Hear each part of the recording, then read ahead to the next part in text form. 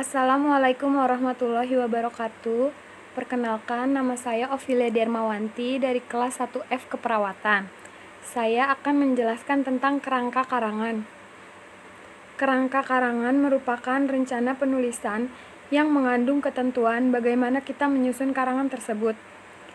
Kerangka karangan akan menjamin bahwa penulisan akan bersifat konseptual, menyeluruh, terarah, dan bersasaran bagi target pembacanya.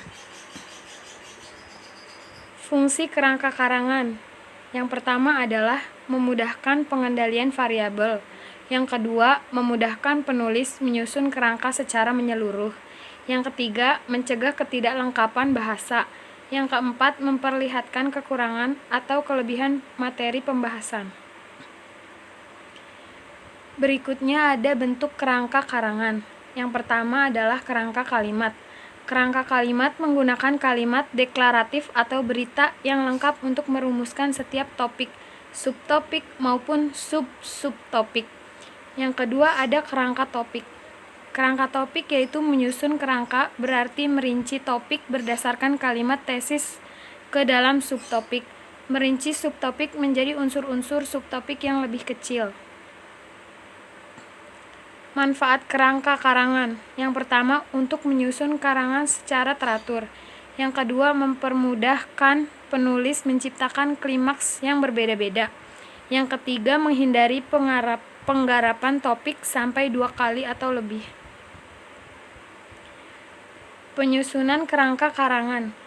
Langkah-langkah sebagai tuntunan yang harus diikuti adalah sebagai berikut. Yang pertama, rumuskan tema yang jelas berdasarkan suatu topik dan tujuan.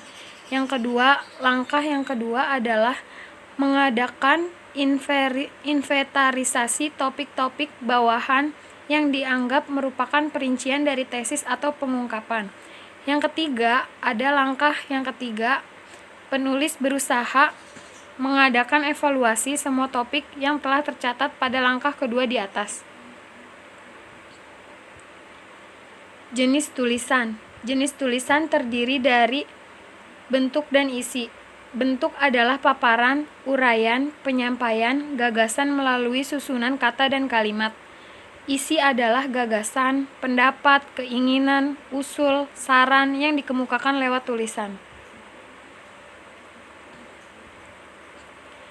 Dilihat dari bentuk dan isinya, tulisan terdiri atas 2 jenis, yaitu fiksi atau fiction dan non-fiksi atau unfiction.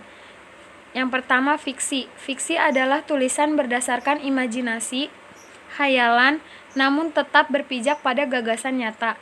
Tulisan fiksi meliputi prosa, cerita pendek, novel, roman, dan puisi, yang terdiri dari sajak, lirik, dan nyanyian.